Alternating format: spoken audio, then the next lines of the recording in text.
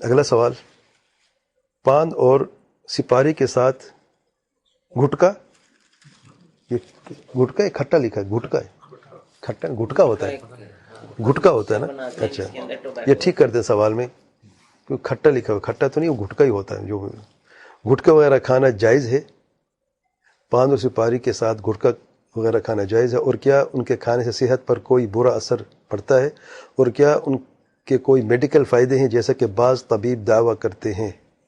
پتہ نہیں کون سا طبیب دعویٰ کرتے ہیں، اللہ رحم کرے۔ طبیب تو بیچارہ چیخ چیخ کے تھک گئے کہ بھئی بیماری ہو رہی ہیں، اور منہ کے اندر کینسر کی سب سے بڑی وجہ جو ہے نا وہ یہ گٹکا ہی ہے، نعوذ باللہ۔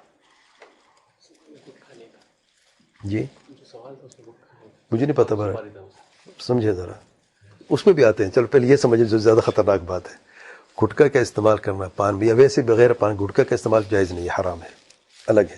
اب دوسرا سوال، پان ہے، پان کا استعمال کرنا، اگر پان میں چونا لگتا ہے، چونے والا پان جائز نہیں، کیونکہ چونے کے اپنے مضر جو ہے نا صحت کے لیے مضر ہے، اور اس کے کافی نقصانات ہیں، اور ان میں بھی کینسر شامل ہے، نعوذ باللہ، کیونکہ چونا جو ہے وہ کرسینوجین سے اسے یعنی کینسر کا سبب ہے، نعوذ باللہ، یہ بھی جائز نہیں ہے۔